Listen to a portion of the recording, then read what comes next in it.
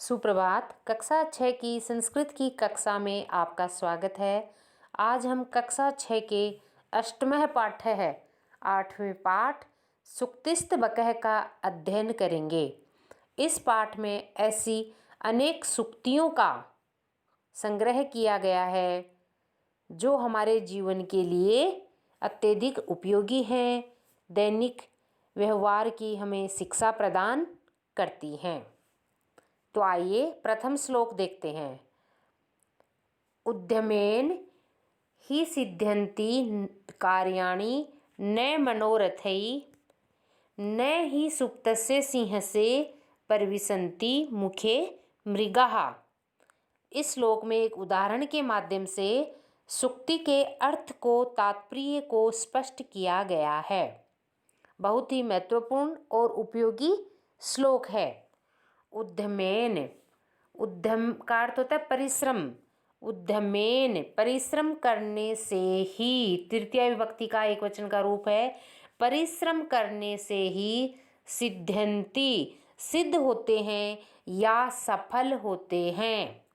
कार्याणि कार्य, परिश्रम करने से ही कार्य सफल होते हैं। न यानी नहीं, मनोरथई, मनोरथई का अर्थ होता है मन की इच्छाओं से, न नहीं।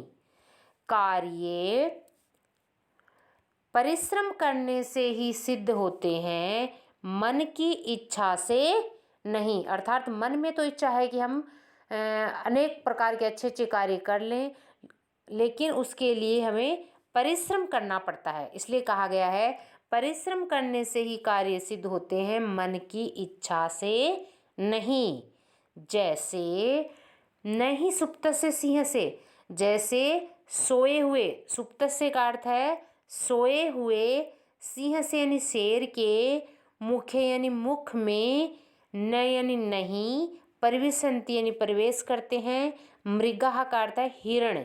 जैसे सोए हुए शेर के मुख में हिरण प्रवेश नहीं कर सकते हैं। अर्थात अगर शेर को अपने मुख में हिरण की आवश्यकता है, हिरण का शेर अगर वह शिकार करना चाहता है, शेर हिरण को प्राप्त करना चाहता है, तो उसके लिए उसे अत्यधिक मेहनत करनी पड़ेगी, प्रयास करना पड़ेगा।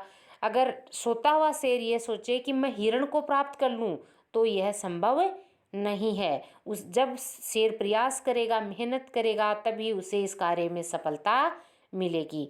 तो जैसे सोए हुए शेर के मुख में हिरण प्रवेश नहीं कर सकते हैं, वैसे ही बिना परिश्रम के कार्य में सफलता नहीं मिल सकती है।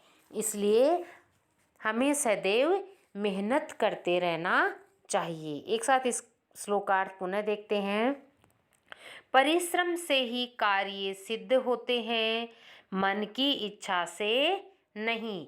जैसे सोए हुए शेर के मुख में हिरण प्रवेश नहीं कर सकते हैं, इसके लिए शेर को अत्यधिक प्रयास या मेहनत करनी पड़ती है। वैसे ही हमें जीवन में सफलता प्राप्त करने के लिए परिश्रम की आवश्यकता होती है। इस श्लोक में परिश्रम के महत्व को स्पष्ट किया गया है। अगला श्लोक देखिए। पुस्तके पठिते पाठः जीवने नैव साधितः किम भवेत तेन पाठेन जीवने यो न सार्थकः। पुस्तके, पुस्तक में, पठितः पढ़ा गया, पाठ है पाठ, पुस्तक में पढ़ा गया पाठ, जीवने नैव साधितः, यदि जीवन में, न प्लस एव हो जाएगा, यहाँ पर वृद्धि संधि है, इसलिए न प्लस एव, नहीं साधितः, सार्थक या उपयोगी। साधितः का अर्थ है सार्थक या उपयोगी। पुस्तक में पढ़ा गया पाठ यदि हमारे जीवन के लिए उपयोगी नहीं है, तो किम भवेत तेन पाठेन, तो उस पाठ से किम भवेत क्या हो सकता है, अर्थात उस पाठ से हमारे लिए हमारे जीवन में किसी भी प्रकार का लाभ नहीं है। जीवने यो न सार्थक है, जो जीवने यानी जीवन में यह यो न सार्थक है, जो न यानी नहीं सार्थक है, सार्थक या सिद्ध करता है, सफल नहीं बना सकता है। तो देखिए, पुस्तक में पढ़ा गया पाठ यदि जीवन के लिए उपयोगी नहीं है तो उस पाठ से क्या लाभ जो हमारे जीवन को सफल ही नहीं बना सकता है। अर्थात ऐसी शिक्षा या ऐसा पाठ ही हमारे लिए उपयोगी है जो हमारे जीवन को सफल बना सकता है।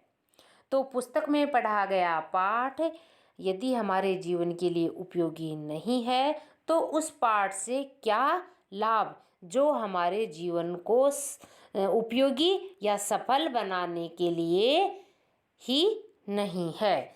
इसलिए इस पाठ के माध्यम इस श्लोक के माध्यम से यह शिक्षा दी गई है कि ऐसी शिक्षा ही हमें ग्रहण करनी चाहिए, ऐसी शिक्षा ही हमें प्रदान करनी चाहिए जो हमारे जीवन के लिए उपयोगी हो। धन्यवाद।